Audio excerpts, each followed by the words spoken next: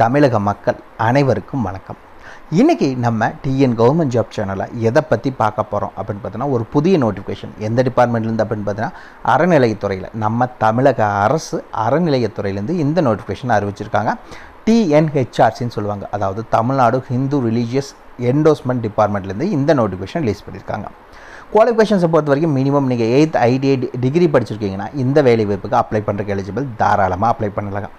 முழுக்க ஆட்களை நிரந்தர அரசு வேலை கீழே தான் ஆட்களை தேர்ந்தெடுக்கிறாங்க. ஓகேங்களா, இது கான்ட்ராக்டெல்லாம் கிடையாது, பெர்மனன்ட் கவர்மெண்ட் ஜாப் தான். ஸோ எல்லாருமே அப்ளை பண்ணிக்கலாம். சேலரி பொறுத்த வரைக்கும் உங்களுக்கு அதிகபட்சமாக 58,600 வரைக்கும் மாத சம்பளம் வழங்குறதாகவும் சொல்லியிருக்காங்க. நீங்கள் அப்ளை பண்ணுறதுக்கான லாஸ்ட் டேட் என்ன அப்படின்னு பார்த்தீங்கன்னா 27 ஜனவரி 2024 தான் லாஸ்ட் டேட். அதுக்குள்ளே நீங்கள் அப்ளை பண்ணிக்கணும். தபால் மூலிமாவோ நேரிலையோ இல்லை கொரியர் மூலிமா எப்படி வேணாலும் சரி நீங்கள் சப்மிட் பண்ணிக்கலாம். இந்த மாதிரி தான் சப்மிட் பண்ணணும்னு எந்த ஒரு ரெஸ்ட்ரிக்ஷன்ஸும் அவங்க வழங்கவே இல்லை. சரிங்களா, ஸோ நீங்கள் எப்படி வேணாலும் சப்மிட் பண்ணிக்கலாம். அதுக்கு அடுத்தது எந்தெந்த டிஸ்ட்ரிக்ஸ் எல்லாம் அப்ளை பண்ணலாங்கிற ஒரு டவுட் வரும். இந்த வேலைவாய்ப்பை பொறுத்த வரைக்கும் பார்த்தீங்கன்னா, நீங்கள் தமிழ்நாடு மக்கள் யாராக இருந்தாலும் சரி அப்ளை பண்ணுறதுக்கு எலிஜிபிள். ஸோ எல்லா டிஸ்ட்ரிக்ட் கேண்டிடேட்ஸும் இதுக்கு நீங்கள் அப்ளை பண்ணிக்கலாம். ஓகேங்களா, இவங்க தான் அப்ளை பண்ணணுங்கிற எந்த ஒரு ரெஸ்ட்ரிக்ஷன்ஸும் அவங்க சொல்லவே இல்லை. இதுக்கு யாரெல்லாம் விண்ணப்பிக்கலாம், எப்படி விண்ணப்பிக்கலாம்னு போன்ற முழு தகவலை தெரிஞ்சுக்கிறதுக்கு முன்னாடி இன்னும் நம்ம டிஎன் கவர்மெண்ட் ஜாப் சேனலை சப்ஸ்கிரைப் பண்ணாதவங்க மறக்காமல் சப்ஸ்கிரைப் பண்ணுங்கள். இந்த வீடியோவுக்கு மறக்காமல் ஒரு லைக் கொடுங்க. நீங்கள் கொடுக்குற ஒவ்வொரு லைக்கும் எங்களுக்கு அடுத்த வீடியோ போட ரொம்பவே மோட்டிவேட்டாக இருக்கும். வீடியோ டிஸ்கிரிப்ஷனில் நம்ம டெலிகிராம் குரூப்போட லிங்க் இருக்குது. இன்னும் ஜாயின் பண்ணாதவங்க கட்டாயம் ஜாயின் பண்ணிக்கோங்க. அப்போ தான் உங்கள் மாவட்டங்களில் வர அனைத்து வேலை வாய்ப்பையும் உடனுக்குடன் உங்களால் தெரிஞ்சுக்க முடியும்.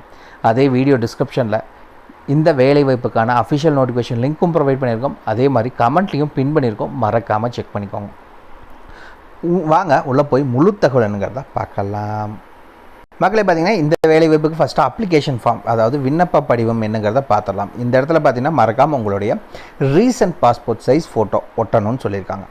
இந்த இடத்துல உங்களுடைய பெயர் என்ன அப்படிங்கிறத மென்ஷன் பண்ணுங்கள். இந்த இடத்துல உங்களுடைய தந்தையின் பெயர் என்ன, ஓகேங்களா. அதுக்கடுத்தது விண்ணப்பிக்கும் பதவி என்ன, நீங்கள் என்ன போஸ்டிங்க்கு அப்ளை பண்ண போகிறீங்க. இந்த இடத்துல தற்போதைய முகவரி, இப்போ நீங்கள் இருக்க கரண்ட் அட்ரஸ் என்னங்கிறத மென்ஷன் பண்ணுங்கள். டோர் நம்பர்லேருந்து பின்கோடு வரைக்கும் எல்லா டீட்டெயில்ஸும் மென்ஷன் பண்ணணும். அதுக்கடுத்தது நிலையான முகவரி, அதாவது பெர்மனன்ட் அட்ரஸ். ரெண்டு ஒரே அட்ரஸ்னால் ஒரே அட்ரஸை மென்ஷன் பண்ணிக்கோங்க. இந்த இடத்துல உங்களுடைய மொபைல் நம்பர், ஓகேங்களா, கைபேசி எண் என்னங்கிறத மென்ஷன் பண்ணுங்கள். இந்த இடத்துல உங்களுடைய தேசிய இனம், ஓகேங்களா, இது இந்தியன் நேஷனாலிட்டின்னு மென்ஷன் பண்ணுங்கள். சமயம்னு கொடுத்துருக்காங்க, இந்து சமயம், அதாவது இது அறநிலைத்துறையினங்காட்டி உங்களுக்கு ஹிந்து கேண்டிடேட்ஸ் மட்டும்தான் அப்ளை பண்ண முடியும் இந்த வேலை வாய்ப்புக்கு. அதுக்கடுத்தது பார்த்திங்கன்னா பிறந்த தேதி மற்றும் வயது என்ன, உங்களுடைய டேட் ஆஃப் பர்த் மற்றும் உங்களுடைய ஏஜ் என்ன அப்படிங்கிறத மென்ஷன் பண்ண சொல்லியிருக்காங்க. இந்த இடத்துல உங்களுடைய கல்வி தகுதி என்ன படிச்சிருக்கீங்க அப்படிங்கிற டீட்டெயில்ஸை மென்ஷன் பண்ணுங்கள். அதுக்கடுத்தது பார்த்திங்கன்னா விண்ணப்பிக்கும் பதவிக்கான சிறப்பு தகுதிகள், உங்களுக்கு நீங்கள் அவங்க கேட்குற குவாலிஃபிகேஷன்ஸ்லாம் வேறு இல்லாமல் எக்ஸ்ட்ராவாக நீங்கள் ஏதாவது பண்ணியிருக்கீங்களா அப்படிங்கிற டீட்டெயில்ஸை மென்ஷன் பண்ண சொல்லியிருக்காங்க. அதுக்கடுத்தது ஏதாவது முன் அனுபவம் இருந்துச்சுன்னா இதில் மென்ஷன் பண்ணுங்கள், இல்லாட்டி தேவையில்லை. இந்த இடத்துல நன்னடத்தை சான்று வாங்கி அவங்களுடைய பெயர் தகுதி முகவரி மென்ஷன் பண்ண சொல்லியிருக்காங்க. என்ஓசி வாங்கணும் ஒரு கவர்மெண்ட் கெஸ்டட் ஆஃபீஸர்கிட்ட.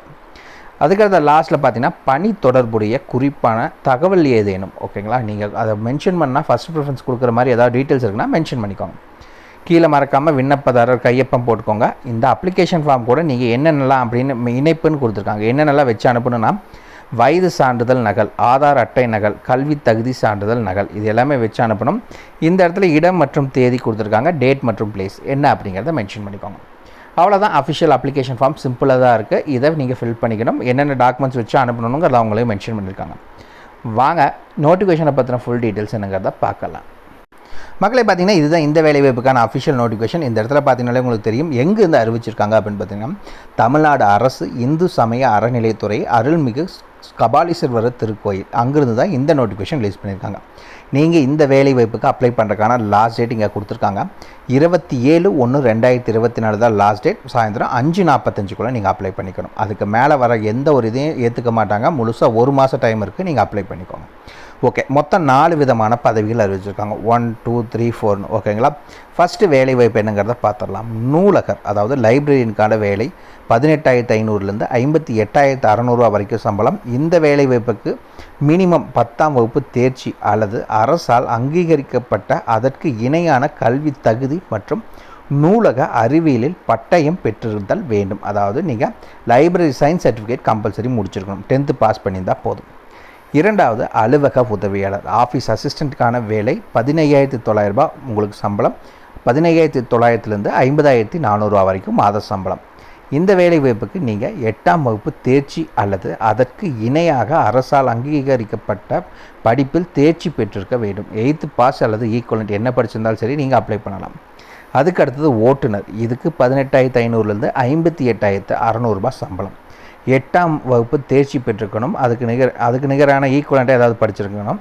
2வது இலகுரக வாகனம் அல்லது கனரக ஓட்டுநர் உரிமமும் முதலுதவி குறித்த சான்றிதழும் பெற்றிருக்க வேண்டும். அதாவது ஒன்று லைட் மோட்டார் டிரைவிங் லைசன்ஸ் இருந்தாலும் சரி, இல்லை ஹெவி மோட்டார் டிரைவிங் லைசன்ஸ் இருந்தாலும் அக்செப்டட் தான். கூடவே பார்த்தீங்கன்னா ஃபஸ்ட் எய்ட் சர்டிஃபிகேட் கோர்ஸ் முடிச்சிருக்கணும்னு சொல்லியிருக்காங்க.